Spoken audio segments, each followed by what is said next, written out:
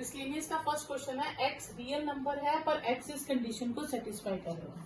तो इस कंडीशन को सेटिस्फाई कर रहे हैं, इसको हम रफ में सॉल्व कर लेंगे मिडल टर्म स्प्लिट करके। 6 2 12, 6 और 2 8, तो x square minus 6x minus 2x plus 12, तो x common, x minus 6 minus 2 common, x minus 6, हमारे पास आ गया x माइनस 6, x माइनस 2, तो x minus 6 is 0, x minus 2 is 0, तो x की वैल्यूज आ गई 6 एंड 2, यानी कि ये सेट हो गया 2 और 6। ठीक है, तो ये हमारे पास ये सेट हो गया। A में है 2 6, B में ये, C में ये, D में ये एलिमेंट्स है।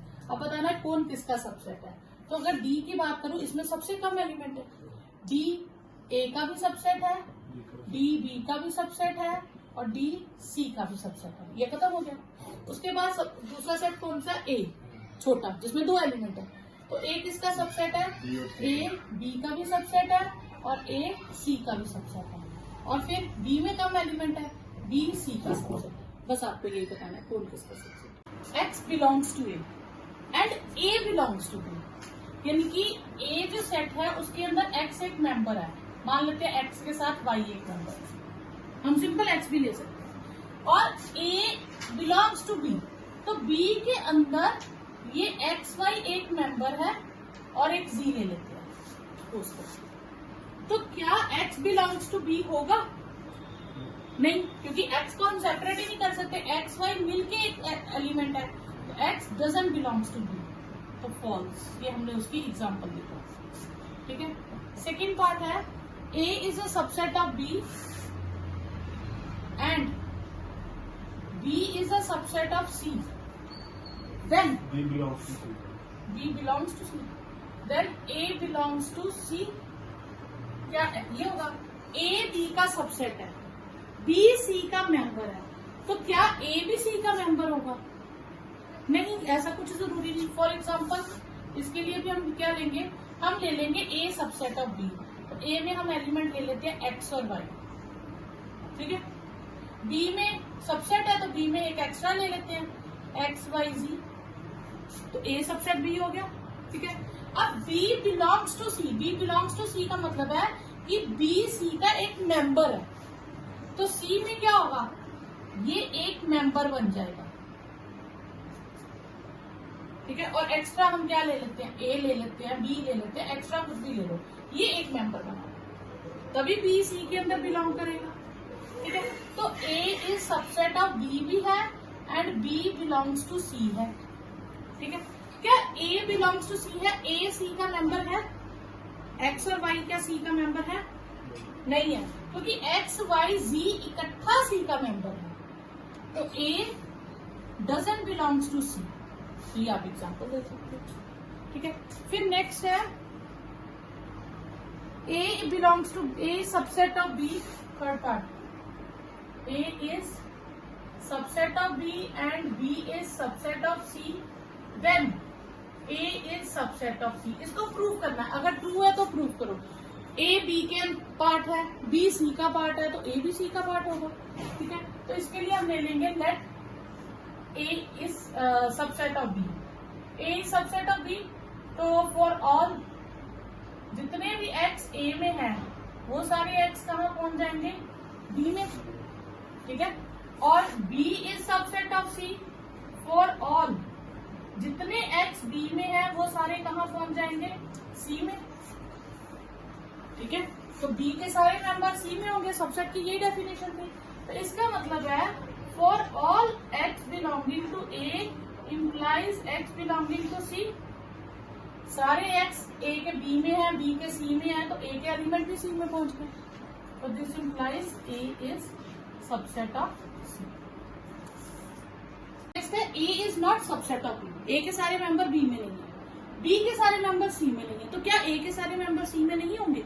हो भी सकते हैं, तो हल ये क्या आ जाएगा आपके पास, फॉल्स। कंडीशन, अब मैं कोई भी सेट ले लूंगी, A में मैं ले लेती हूँ 1 2 3, B में मैं ले लूंगी ऐसे नंबर जो B में नहीं है, A के सारे मेंबर्स B में नहीं लेने, थोड़े ले लेती हूँ, जैसे 1 2 ले लेती हूँ, 5 ले लेती हूँ, सपोज करो। C में मैं क्या लेती हूँ, B के सारे मेंबर C में नहीं होने चाहिए, और हमने इसे फॉल्स शो किया, हमने शो करना कि ए के सारे मेंबर सी में हैं, यानी कि 1 2 3 ले लूंगी और 7 ले लूंगी सपोज करो। अब देखो ए के सारे मेंबर बी में नहीं है, बी के सारे मेंबर सी में नहीं है, पर ए के सारे मेंबर सी में है। तो A is not subset of B, B is not subset of C, but A is subset of C. ठीक है। Fifth part, x belongs to A, if x belongs to A, x A का member है and A is not subset of B, A के सारे member B के पास नहीं है, ये A का मेंबर है और A के सारे एलिमेंट B के पास नहीं है, then x belongs to B। तो ये तो जरूरी नहीं है x B के पास हो, ठीक है ना। तो इसमें हम क्या ले लेंगे, x A का मेंबर है पर A के सारे मेंबर B में नहीं है। तो जैसे मैं एक एग्जांपल ले लूं, ये हो गया फॉल्स। फॉल्स के लिए हम एग्जांपल ले लेंगे, A सेट ले लेंगे जिसमें x और y दो मेंबर ले लेंगे। ठीक है। A के सारे एलिमेंट B में नहीं है, तो B में मैं y और z ले लूंगी सपोज करो। ठीक है। अब x बिलोंग्स टू A है and A is not subset of B है, देन फिर हमने एग्जांपल दे दी also x doesn't belongs to B, कि x b में भी नहीं। ठीक है। उसने कहा था x b में होगा ही होगा, तो ऐसा कोई जरूरी नहीं है कि x हर बार b में हो। ठीक है। फिर सिक्स्थ है आपके पास, a is a subset of b, a b का सबसेट है and x doesn't belongs to b, then x doesn't belongs to you। क्या ये ट्रू होगा? अब इमेजिन करो A के सारे एलिमेंट B के पास है, यानी कि A के पास जो कुछ है वो सब B ने अपने पास रखा है। एक एलिमेंट है जो B के पास नहीं है, कुछ भी ले लो, कोई एक नंबर ले लो जो B ने अपने अंदर नहीं रखा, अगर वो B के अंदर नहीं है तो A के अंदर तो हो ही नहीं सकता। ठीक है। तो ये ट्रू आ जाएगा। इसको आप दो तरह से, एक एग्जांपल के थ्रू भी कर सकते हो, एक मैं आपको वेन डायग्राम से भी करवाती हूँ। जैसे सपोज करो ये ए सेट ले लिया, बी उसका सुपर सेट है, यानी कि ए सबसेट ऑफ बी। एक्स एक मेंबर है जो बी में नहीं है, बाहर है कहीं, ये यूनिवर्सल सेट है। एक्स एक मेंबर है जो बी में नहीं है, तो फिर तो वो ए में हो ही नहीं सकता। तो वेन डायग्राम के थ्रू भी आप इसे चेक कर सकते हो ट्रू और फॉल्स, नहीं तो एग्जाम्पल के थ्रू आप ए सेट ले लो 1 2 3। नहीं, इसको तो हमें ट्रू भी करना पड़ेगा ना, ट्रू वाले में हम एग्जांपल नहीं ले सकते। हम मान लेते हैं on contrary let x belongs to a, हम मान लेते हैं कि x a में है, because a is subset of b, this implies x belongs to b, x b में होना चाहिए, a के सारे मेंबर b में होने चाहिए क्योंकि a b का सबसेट है, जबकि x b में नहीं है, तो विच इज अ कॉन्ट्राडिक्शन।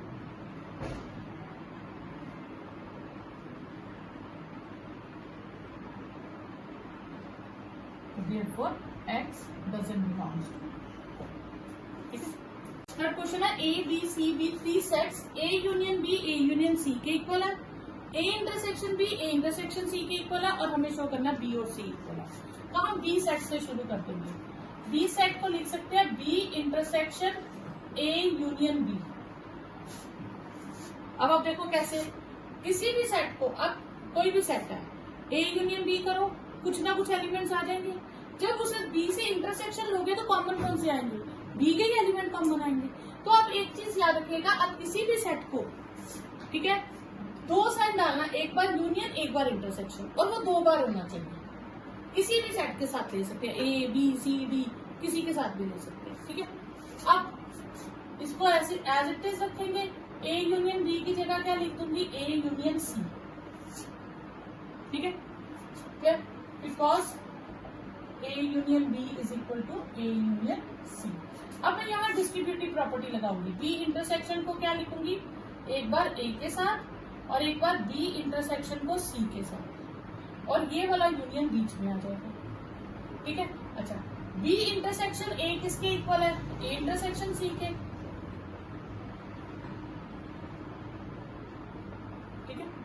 ये मैंने लगा दी डिस्ट्रीब्यूटिव प्रॉपर्टी।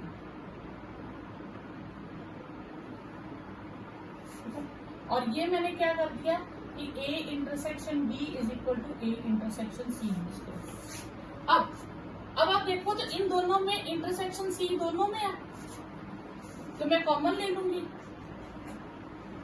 पहले से क्या बचा A, दूसरे से क्या बचा B, और ये वाला साइन अब बीच में आ जाएगा। ठीक है, अब A यूनियन B की जगह क्या लिख सकती हूँ, A यूनियन C। अब देखो ये यही लॉ नहीं हो गया एक बार, सिर्फ फर्क क्या आ गया, B की जगह क्या आ गया C, तो A और C को यूनियन करूंगी, फिर C का ही कॉमन लूंगी, तो आंसर क्या आएगा C। तो यही आंसर। अब हमें शो करना है कि ये चार कंडीशंस जो हैं इक्विवेलेंट है।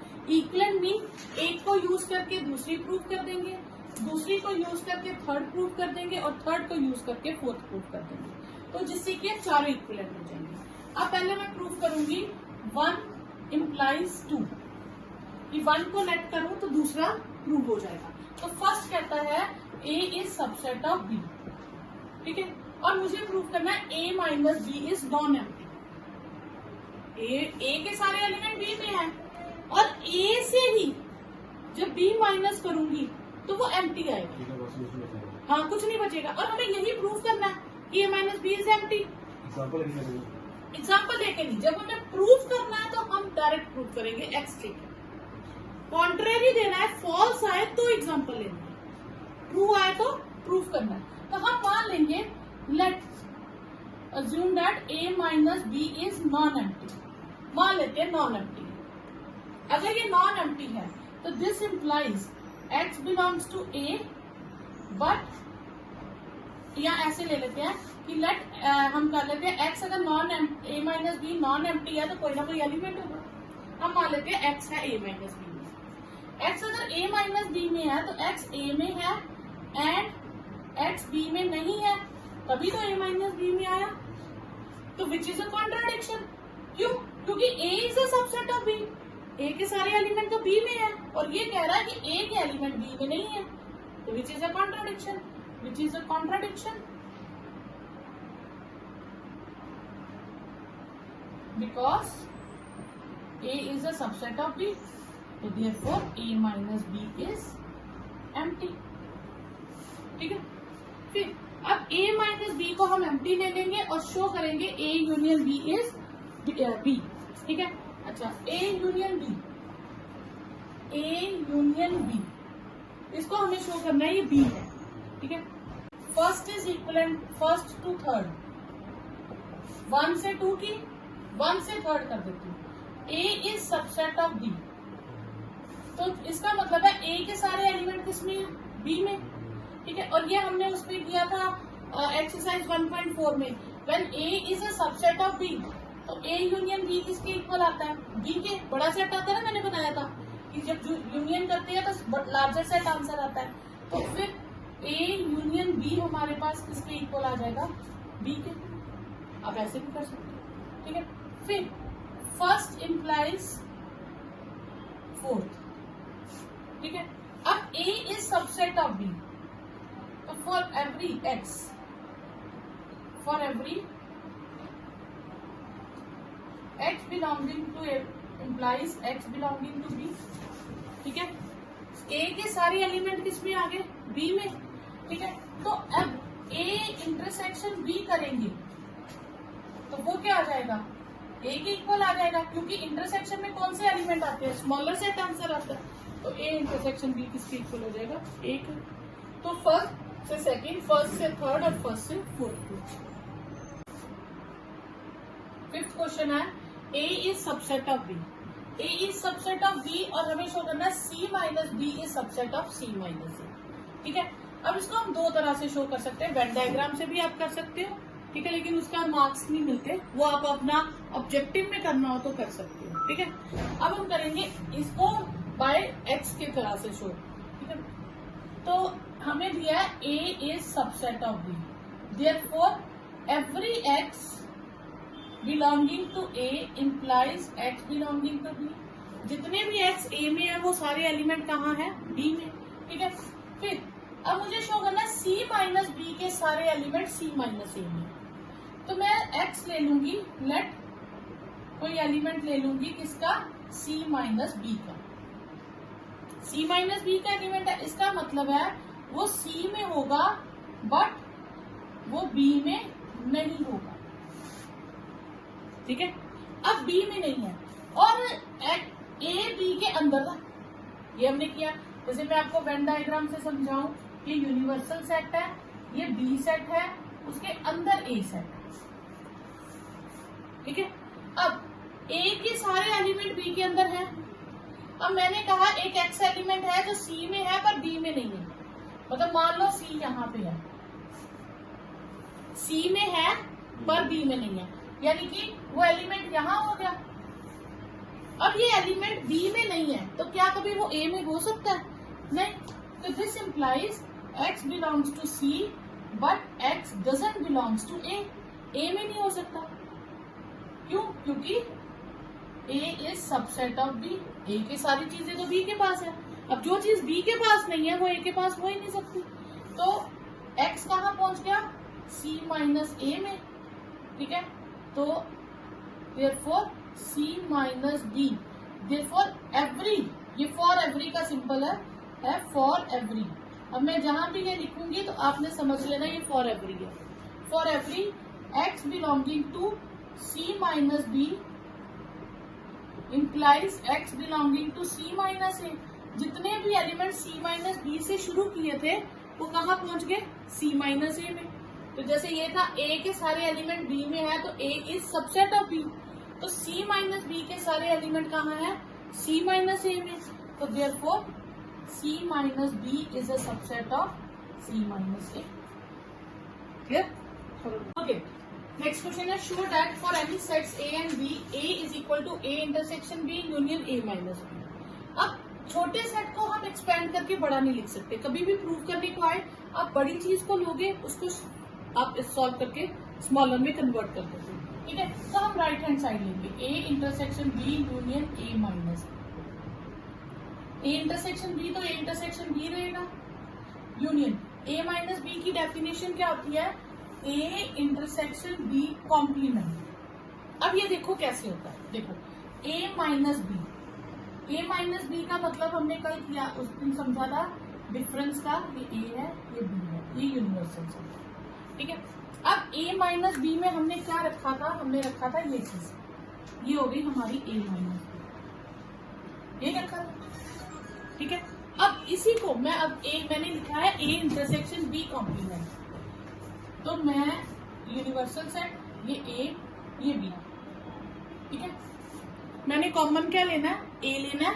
ठीक है, तो मैंने A सेट लिया। ठीक है, और B कॉम्प्लीमेंट सेट लिया। B कॉम्प्लीमेंट क्या होगा कि B नहीं होना चाहिए। ठीक है, तो ये आ गया मेरे पास B कॉम्प्लीमेंट।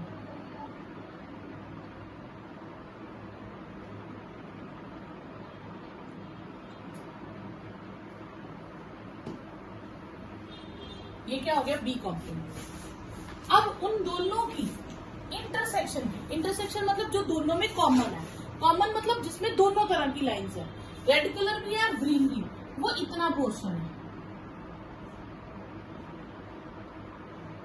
इतने पोर्शन में रेड कलर भी है और ग्रीन कलर भी है।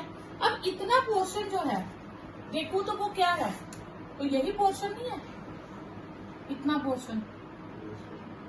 ठीक है, ये पोर्शन और ये पोर्शन ये आपका सेम हो गया।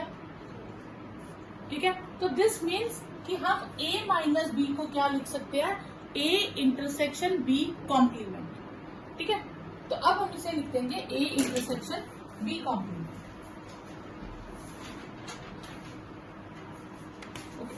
अब इन दोनों में ध्यान दें तो A इंटरसेक्शन दोनों में आ गया, ये मैं कॉमन ले लूंगी। A इंटरसेक्शन पहले से बचेगा B, दूसरे से बचेगा B डैश B कॉम्प्लीमेंट। ये जो यूनियन है ये बीच में आ जाएगा। सेट को उसी के कॉम्प्लीमेंट से जब हम यूनियन करते हैं तो आंसर क्या आएगा? Universal set. ये B भी लेना है, B कॉम्प्लीमेंट भी लेना है। यूनियन मतलब सारा लेना है, तो सारा मतलब यूनिवर्सल सेट आ गया। ठीक है, तो ये आया B union B dash is U universal set. ठीक है, अब ए और यू में यूनिवर्सल सेट में कॉमन लेंगे तो क्या आएगा, ए, क्योंकि स्मॉलर सेट आंसर आता है तो आंसर विल बी ए। तो यही हमें शो करना था कि ये चीज ए की इक्वल है। ठीक है, तो दोबारा से समझो, हमें ये चीज गिवन थी, हमने ए माइनस बी को क्या लिखा, A intersection B complement, A intersection B complement लिखा, फिर इन दोनों में से ए इंटरसेक्शन कॉमन ले लिया, B union B complement universal set होता है, यूनिवर्सल सेट से जब मैं कुछ कॉमन लूंगी तो वही सेट आंसर आता है, ये आपका आ गया ए। नेक्स्ट है ए यूनियन बी माइनस ए को शो करना है ए यूनियन बी, तो ये लार्जर है तो हम इससे शुरू करेंगे, A union B minus A, B minus A का भी मैंने क्या फॉर्मूला बताया, बी जो नहीं है इंटरसेक्शन ए कॉम्प्लीमेंट। ठीक है, जो पहले लिखा है उसको लेना है और जो नहीं है माइनस है उसका कॉम्प्लीमेंट का इंटरसेक्शन। अब मैं डिस्ट्रीब्यूटिव प्रॉपर्टी लगाऊंगी, ए यूनियन को पहले बी के साथ लिखूंगी फिर ए कॉम्प्लीमेंट के साथ, A union B, A union A complement और ये इंटरसेक्शन आ जाएगा। ए यूनियन बी तो सॉल्व नहीं होगा क्योंकि ना ए पता है ना बी पता है, ए यूनियन ए कॉम्प्लीमेंट क्या आता है, यूनिवर्सल सेट, और ए यूनियन बी और यूनिवर्सल सेट में से कॉमन लेंगे तो क्या आएगा, ए यूनियन बी, क्योंकि वो छोटा सेट है, रीजन लिख सकते हैं because A union B is subset of universal set, तो जो आपका आंसर है। नेक्स्ट है A union A intersection B को ए शो करना है। अब हमें पता है कि ए इंटरसेक्शन बी जो होता है वो ए से छोटा ही होगा, ए से बड़ा तो हो ही नहीं सकता। अब मैं दोनों तरफ ए से यूनियन कर दूं, ठीक है, तो A intersection B is a subset of A, तो ए इंटरसेक्शन बी क्या हो जाएगा, ए से छोटा हो जाएगा। ठीक है, जब मैं इसकी यूनियन करूंगी तो लार्जर कौन है, ए, तो आंसर क्या आ जाएगा आपके पास, ए। ठीक है, सेकेंड पार्ट में आपके पास आ जाएगा ए यूनियन बी। हाँ, ए यूनियन बी वो बड़ा है ए से, ठीक है, ए यूनियन बी बड़ा है ए से, यानी कि मैं लिख सकती हूँ A is a subset of A union B. और जब मैं इंटरसेक्शन करूंगी ए यूनियन बी की ए से इंटरसेक्शन करूंगी, ये लार्जर सेट है ये स्मॉलर सेट है, तो आंसर क्या आता है इंटरसेक्शन में, smaller set, answer will be A. Show that कि ए की बी से इंटरसेक्शन करें और ए की सी से इंटरसेक्शन करें सेम आएगी, पर जरूरी नहीं बी और सी से, हम डिफरेंट भी ले सकते हैं। अब ए में आप कुछ भी ले लो एलिमेंट्स, 2, 3 ले लो, ठीक है। अब ए और बी में कॉमन आप सेम रख लो, 2, 3 और 4 ले लो, इसमें कॉमन 2, 3 आएगा। जो ए और बी में कॉमन है वही ए और सी में होना चाहिए, यानी कि 2, 3 सेम रखो, इसको 5, 6 ले लो।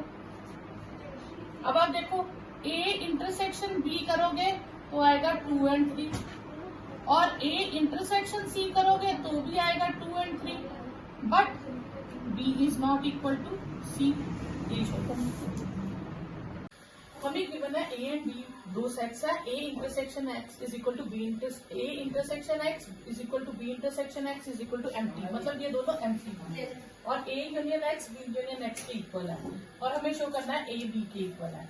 हम ए से शुरू करते हैं। हमने पीछे क्वेश्चन किया था एक, क्वेश्चन नंबर ये था आपके पास 7, क्वेश्चन नंबर 7 में हमने लिखा था A union A intersection X, यानी कि ए किसके इक्वल होगा, A union A intersection B था, बी की जगह मैंने क्या ले लिया एक्स, क्योंकि आपने याद रखना है कि ए इंटरसेक्शन एक्स करेंगे तो कोई भी नंबर आएगा, ठीक है, वो ए से कम ही होगा, और जब उसे ए से यूनियन करेंगे तो वो वापस ए आ जाएगा, तो हमने इसको लिख लिया। अब ए यूनियन ए इंटरसेक्शन एक्स की जगह मैं लिख सकती हूँ बी इंटरसेक्शन एक्स, ठीक है। अब इसे करती हूँ डिस्ट्रीब्यूटिव प्रॉपर्टी, ए यूनियन को बी के साथ, ए यूनियन को एक्स के साथ, A union B, A union X, और ये इंटरसेक्शन ए यूनियन बी रहेगा,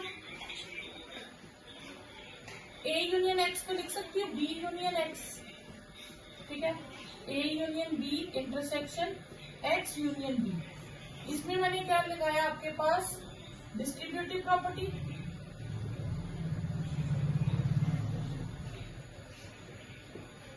ठीक है, ये आ गई आपकी डिस्ट्रीब्यूटिव प्रॉपर्टी, ठीक है।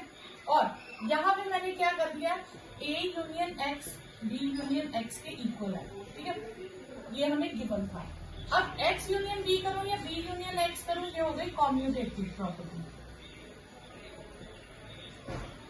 ठीक है। अब इन दोनों में से यहाँ पे देखिए यूनियन बी दोनों में है, तो ये यूनियन बी में कॉमन ले लूंगी, यहाँ से बचेगा ए, यहाँ से बचेगा एक्स और ये इंटरसेक्शन, ए इंटरसेक्शन एक्स किसके इक्वल है, B intersection X union B, ठीक है। अब ये चीज में रिपीट कौन हो रहा है, बी, तो उसी प्रॉपर्टी से, जो इस प्रॉपर्टी से रिपीट एट ए हो रहा था तो ए आंसर था, यहाँ बी रिपीट हो रहा है तो ये किसके इक्वल हो जाएगा, बी के, तो hence A is equal to B, यही हमें शो करना था। नेक्स्ट है हमें सेट्स खुद से लिखने हैं, A B C, A intersection B, B intersection C और सी इंटरसेक्शन ए, ये नॉन एम्प्टी होने चाहिए, मतलब इनमें कुछ ना कुछ कॉमन होना चाहिए, पर जब मैं तीनों से कॉमन लेना चाहूँ तो कुछ भी कॉमन नहीं आना चाहिए, तो हम इसमें खुद से एग्जांपल ले लेंगे।